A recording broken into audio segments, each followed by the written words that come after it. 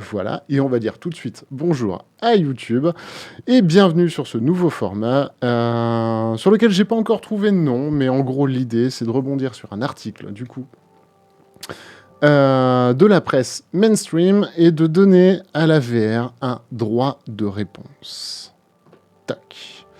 Et normalement, voilà, par la magie du montage, vous avez, je l'espère en tout cas, ouais c'est bon, vous avez directement du coup l'article en question et on va se le lire et se le décortiquer ensemble. C'est un article donc du Monde et je vous lis le titre. 5 ans après la renaissance des casques de réalité virtuelle, où en sont les jeux ? Moins cher, plus maîtrisé, les casques ont progressé depuis 2016, mais les jeux peinent encore à faire preuve de leur originalité. Alors, on va se détendre un peu, on va regarder le contenu, hein, forcément, parce que le titre, moi, il me fait juste péter les plombs, et on va regarder forcément la définition, en fait, d'originalité. La définition d'originalité, Google nous dit, alors attendez, hop, je vais zoomer un petit peu, de ce qui est original, super, hop, on va regarder surtout ce qui est original, qui émane directement de son auteur ou de la source, qui n'est pas une copie, une reproduction, une traduction, une refonte, quelque chose d'authentique, qui se distingue du commun et qui sort de l'ordinaire. Alors, je voudrais rappeler 2 secondes à Nicolas Six que quand on invente un nouveau médium, si les résultantes de ce nouveau médium ne sont pas originales, je me la coupe. Déjà, premièrement. Tout d'abord, Nicolas Six. Je le cite pas, je fais pas de diffamation, hein, bien évidemment, c'est tout simplement l'auteur de cet article. Il faut savoir que, alors déjà d'une, ça sert à rien de le troller plus que ça. En fait, c'est quelqu'un, là, comme je vous le présente, du coup, c'est quelqu'un qui fait de la tech, mais de la tech ultra généraliste. Donc, bien évidemment, il n'est pas capé, on va dire comme nous, n'a pas la même expertise de la VR, n'a pas son passif, n'a pas son background, etc. Et donc, forcément, ça va être beaucoup d'approximations sur son article. Donc, on commence par une magnifique photo de l'Oculus Rift, mais au moins il cite que le casque est arrivé en 2016. Après un sommeil de 2 décennies, les casques de réalité virtuelle grand public renaissent en 2016. Ça, c'est vrai. Les 3 modèles sortent d'un coup. On a l'Oculus Rift au mois de mars, l'HTC Vive, et Sony arrive un petit peu plus tard avec le PSVR pour la console de Sony. Qu'ils soient accueillis avec prudence et enthousiasme, ils déçoivent presque aussitôt à cause du prix important sur PC et faute de jeux convaincants. Rares sont les joueurs qui les adoptent. Ok, alors le prix, je ne sais pas à quoi ils s'attendaient. Nous, on savait tous à la sortie de l'Oculus Rift qu'on serait entre 700 et 1000 euros. Mais bon, visiblement, il y avait des gens déçus. Voilà, sûrement des gens qui, en 2016, ne regardaient pas ETR. Voilà. Pendant 5 ans, la VR grandit loin des projecteurs. Alors, vous êtes gentil, le monde, mais les projecteurs, c'est vous qui les faites. Enfin, donc, c'est de votre faute. Vraiment. Les prix des casques baissent, leur usage se simplifie, le catalogue de jeux s'étoffe, dépassant le millier de références selon notre décompte. Merci de les avoir comptés pour nous, c'est cool. Il y a quelques années encore, il n'était qu'une dizaine de milliers d'adeptes de la VR. Aujourd'hui, 2 millions des 120 utilisateurs réguliers de la plateforme Steam branchent leur casque au moins une fois par mois.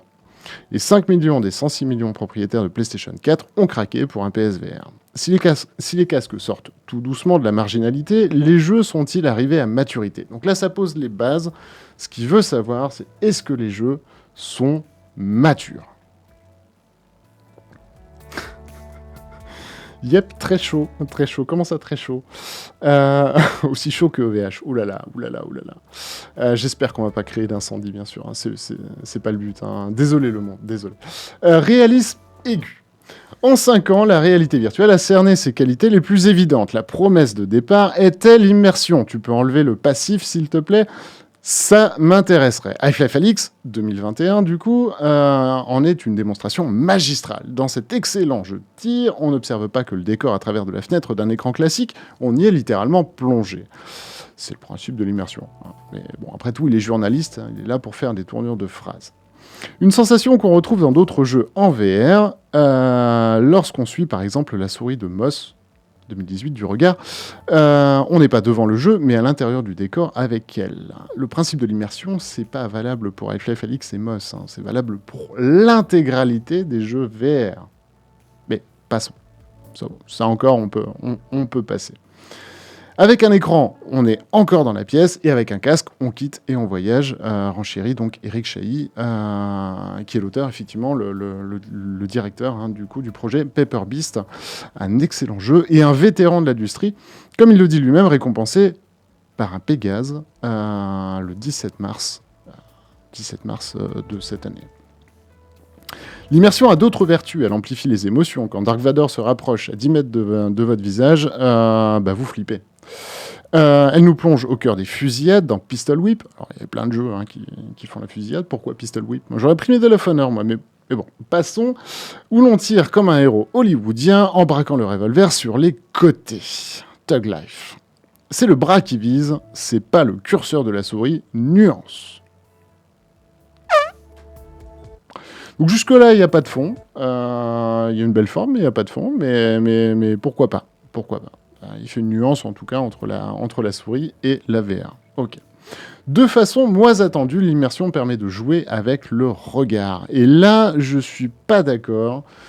Quand on commence dans l'article à dire il n'y a pas d'originalité dans les jeux, ou en tout cas on peine à faire de l'originalité dans les jeux, et qu'on me dit de façon inattendue, l'immersion permet de jouer avec le regard. C'est à peu près tous les jeux VR. Revois la définition de ce qu'est l'originalité.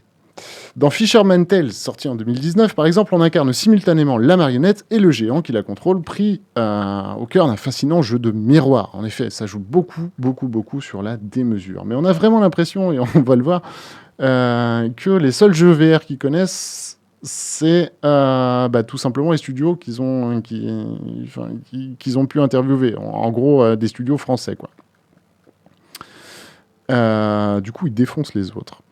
Des mains reliées à un corps. En 5 années, la réalité virtuelle s'est trouvé un second atout, mettre la main. Alors, c'est pas en 5 années qu'ils ont trouvé la main, c'est dès le début, et c'est là un principe même de la VR, pouvoir jouer avec ses mains, grâce au contrôleur agrippé dans chacune des paumes. En effet, il a raison, on peut faire beaucoup de choses étonnantes. Là encore, si c'est beaucoup de choses étonnantes, l'originalité, tout ça, en agissant dans une zone habituellement mal rendue, l'espace juste autour de soi.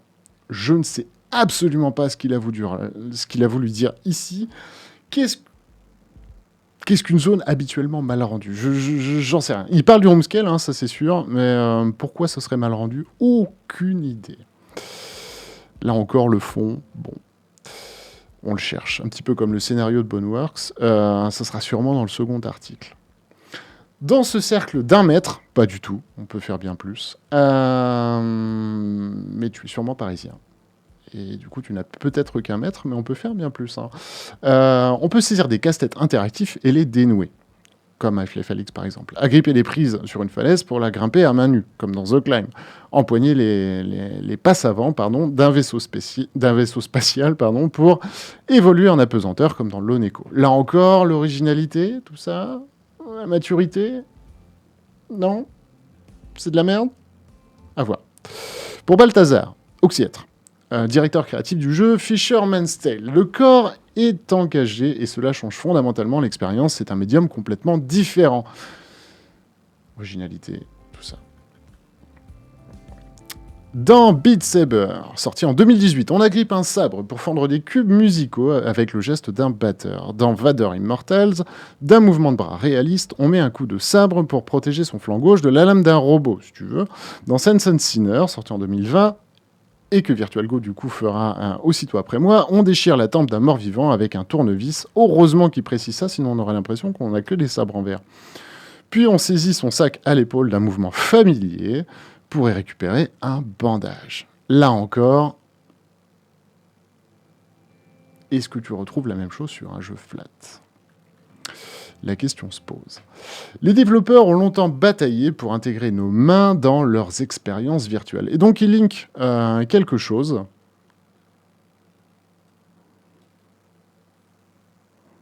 Ils linkent ceci, Jurassic Park, Trespasser. Pourquoi? Ma question, c'est juste pourquoi. Alors là, si jamais tu passes par cette vidéo et que n'hésite pas à me dire pourquoi tu as linké ça, parce que je comprends pas. S'il fallait un lien, tu pouvais en mettre d'autres. Au moins qui avait un intérêt et surtout qui était comme la VR. Mais je pense que les gens ne cliquent pas sur les liens ou je ne sais pas. Mais en tout cas, ça ne veut rien dire. Ils ont bataillé forcément pour intégrer les mains, oui, de la manière la meilleure qui soit, et on procède par itération. Mais le résultat est troublant. Grâce au contrôleur, ces manœuvres sont incomparablement plus naturelles qu'avec une manette classique, voire plus intuitive. C'est le même mot, en fait. Naturel, intuitif, c'est pareil. Les commandes VR peuvent être accueillantes pour les débutants. Là encore, c'est cool en soi. Au contraire, gage de quelque chose de qualité. Et là, on va commencer à rentrer un petit peu dans ce qui m'exaspérait vraiment. Pas de révolution. C'est-à-dire que tout ce qu'il a dit avant, c'est pas une révolution. On s'en fout. Voilà. Passer de l'iPhone 10 à l'iPhone 11, ils ont changé un capteur photo. Ça, c'est de la vraie révolution. Mais la VR, non, c'est de la merde. C'est de la merde. C'est pas de la révolution. Voilà. Vous pensiez? Ben non, vous êtes dans le faux. La VR a confirmé ses atouts singuliers, mais la révolution des gameplays, les ressorts ludiques du jeu vidéo qu'on aurait pu en attendre n'a pas eu lieu. Là encore, je ne sais pas du tout ce à quoi ils s'attendaient, mais pour moi, quand tu décris tout ça là-haut, le fait que ça soit intuitif, le fait qu'il y ait des jeux de miroir, le fait que ça soit mindfuck au possible, qu'on puisse... c'est quoi si c'est pas des ressorts ludiques, pour reprendre tes mots? Bref. Parmi les jeux remarqués par la critique, on trouve beaucoup de titres inspirés... Oh là là, c'est bon. Inspirés par des genres très classiques, principalement des jeux de tir. Alors oui et non. La plupart des jeux remarqués, comme tu dis, ne sont pas forcément que des jeux de tir. Alors forcément, si tu regardes le catalogue de Steam, tu as beaucoup de jeux de tir. Mais les jeux remarqués en lui-même sont généralement des jeux qui sont diamétralement opposés. C'est-à-dire que Sense and Sinners n'est pas un jeu de tir, par exemple. Ces mécaniques éprouvées sont souvent appauvries par les développeurs qui comptent sur l'immersion pour leur offrir de nouveaux attraits. L'immersion fait partie intégrante des leviers ludiques d'un jeu vidéo. C'est même la majeure partie. Passons. Certains créateurs parviennent toutefois à décaler des principes de jeux classiques de façon créative. Et là, on sent bien qu'on va sucer un petit peu du Superhot, du Paper Beast, etc. Quelques rares titres parviennent à les sublimer, tels que Superhot, justement, un jeu de tir qui permet de ralentir les balles lorsqu'on ne bouge plus. Son succès modeste sur PC est transformé littéralement en carton en VR. Qu'est-ce qu'il te faut de plus, au bout d'un moment? Mais passons. Mais en dehors de productions quasi prototypales, aux qualités variées, les créations professionnelles au gameplay radical et défricheur sont rares. Alors là, il vient littéralement d'insulter l'intégralité des développeurs de VR. La quasi-totalité, messieurs, de ce que vous développez est quasi-prototypale. Et ben, voilà. Pour comparer, je veux dire, parce que tu sais sûrement pas ce que tu fais, Nicolas, pour comparer, c'est comme si je disais que ton article était sans fond et traité par un gamin de CP. Voilà. Si ça te fait plaisir, c'est pour moi, c'est cadeau. Si ça te fait pas plaisir, remets-toi en question, quoi.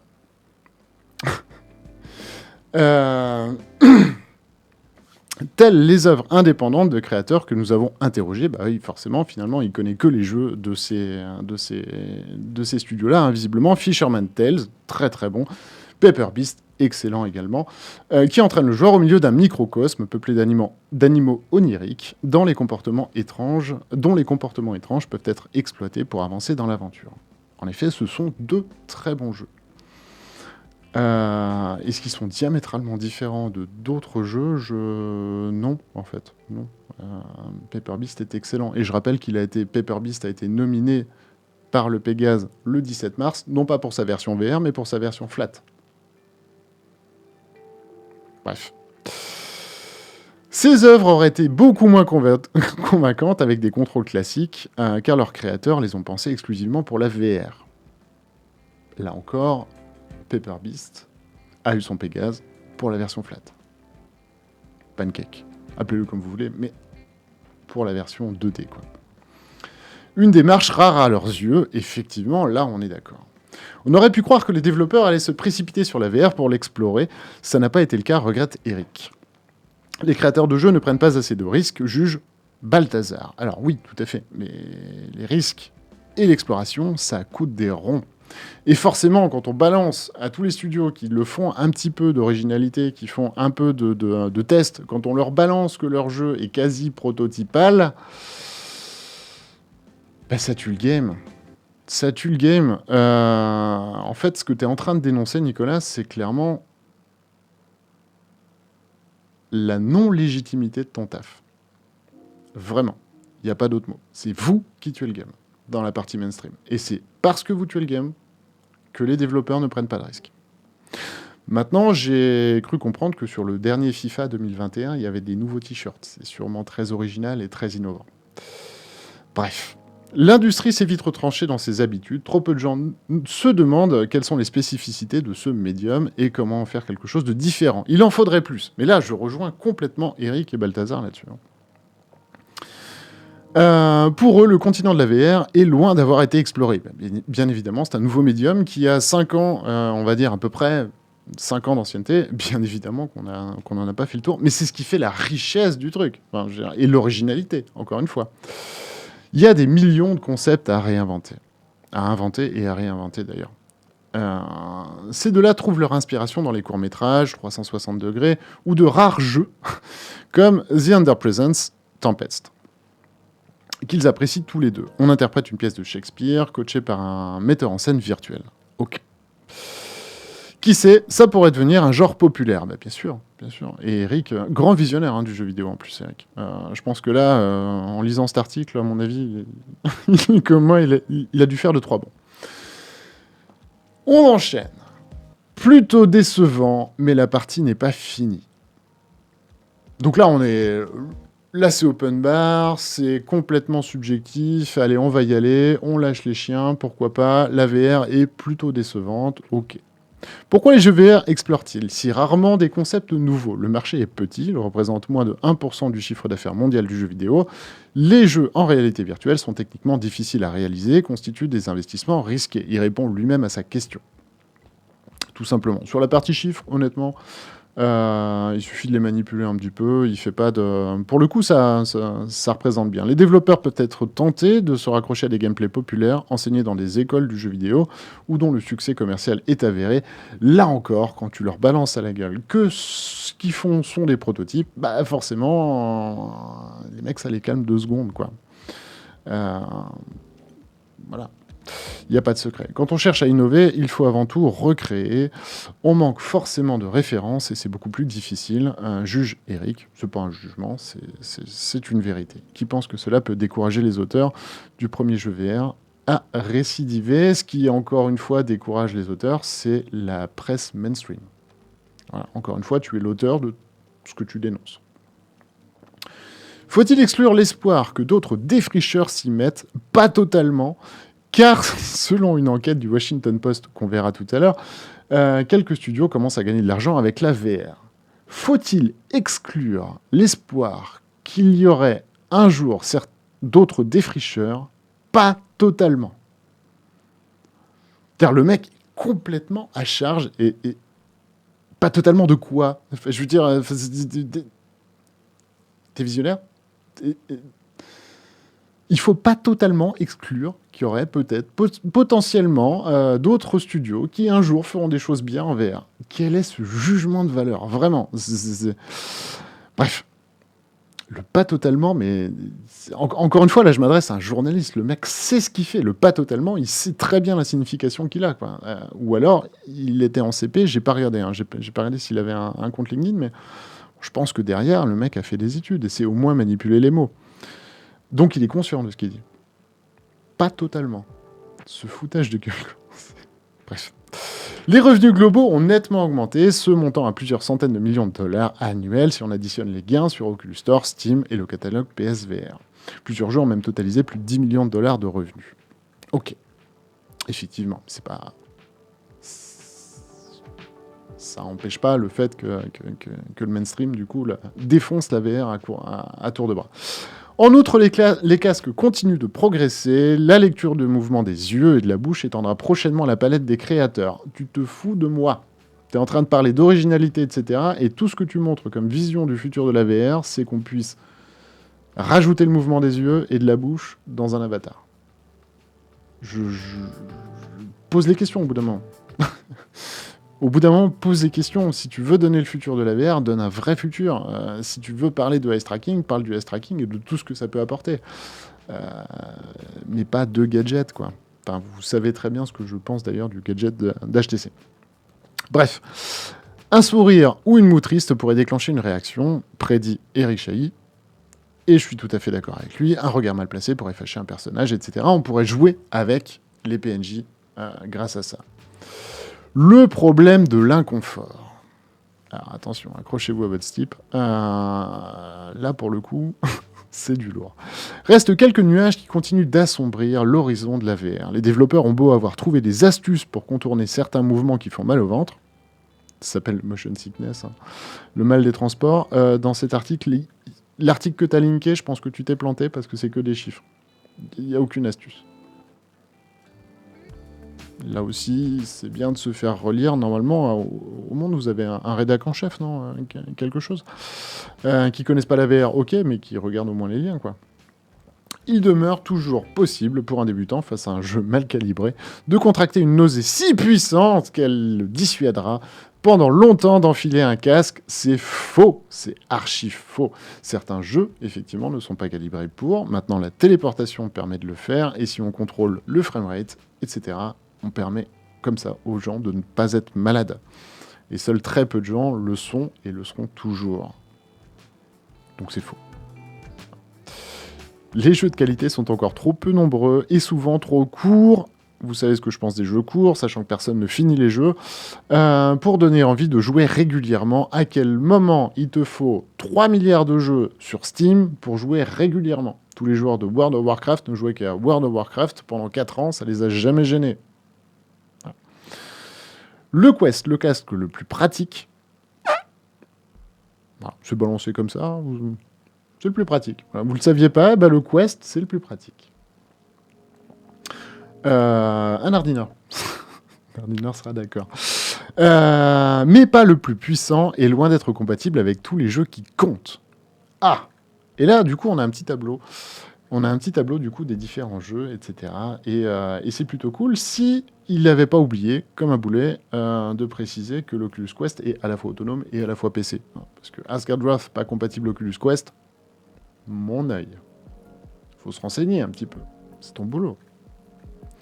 Bref, il nous énonce toute une liste de jeux, dont Tempest, hein, forcément, parce que Eric Chahi en a parlé, alors fallait le mettre. Voilà, donc toute une liste de jeux, mais visiblement il n'y en a pas assez. Mais alors déjà là, vous prenez la liste de jeux qu'il propose pour un nouveau de la VR, je pense que vous avez quelques mois de jeux, en fait, derrière vous. Le dernier problème se résume en un seul constat. On ne passera pas une journée entière avec un casque de VR. Tu seras le premier espèce de blaireau à décrier le fait que les gens passent leur vie dans un casque de VR et en faire un putain d'article putaclic en disant ça va devenir un problème de société. Et là, pour l'instant, tu es en train de me dire que c'est le gros problème de la VR. On marche sur la tête. Trop inconfortable sur le visage, trop fatigant à force d'être debout à agiter les bras, trop pesant sur l'estomac. Motion sickness, encore une fois, mais encore une fois, ça ne reste qu'aux fragiles. Hein. On n'est pas tous comme ça. Les émotions sont trop intenses et à force d'être coupé du monde, on étouffe. C'est tellement, c'est vrai, pas original et pas un bon médium que les émotions sont trop intenses. Ça marche tellement pas que les émotions sont trop intenses et qu'on étouffe. Au bout d'un moment, il faut arrêter de se contredire. Larry Lanier, scientifique chez Microsoft, dessine un parallèle éclairant dans les colonnes du Washington Post. Sur un écran, on est maître d'un petit monde. La réalité virtuelle est tout l'opposé. Vous évoluez à l'intérieur de ce monde. Vous vous y sentez petit parce que vous êtes petit. C'est complètement faux, archi faux. En plus, c'est pas du tout ce qu'il a dit. Et on n'aura pas le temps, malheureusement, de faire la traduction, mais des jeux godlike, ça existe en VR, et vous êtes le maître du monde. Et cette notion de maîtrise est bien plus évoluée, d'ailleurs, qu'un jeu sur un écran. Une inversion du rapport de force responsable, selon lui, d'une impression de perte de contrôle, ça dépend des jeux. Autre défaut majeur, l'étroitesse encore aujourd'hui du catalogue. Voilà, pareil, vous le prenez comme ça, hein, aucun argument, rien. Moi, je vous le dis, franchement, rien qu'avec les jeux cités, vous avez, si vous êtes un joueur occasionnel, vous avez une bonne paire de mois, rien qu'avec les jeux cités, et il en manque facilement 1 x 10. Voilà, donc l'étroitesse du catalogue. Voilà. À l'heure actuelle, c'est encore un problème, mais elle gênera moins les joueurs occasionnels, heureusement il le souligne, qui pourraient même apprécier de ne pas être à IAP pendant des heures. Les commandes particulièrement naturelles de la VR pourraient d'ailleurs les séduire, mais séduire tout le monde, pas que les joueurs occasionnels. Tu l'as dit toi-même, les mains c'est trop cool, mais c'est pas original. C'est vrai.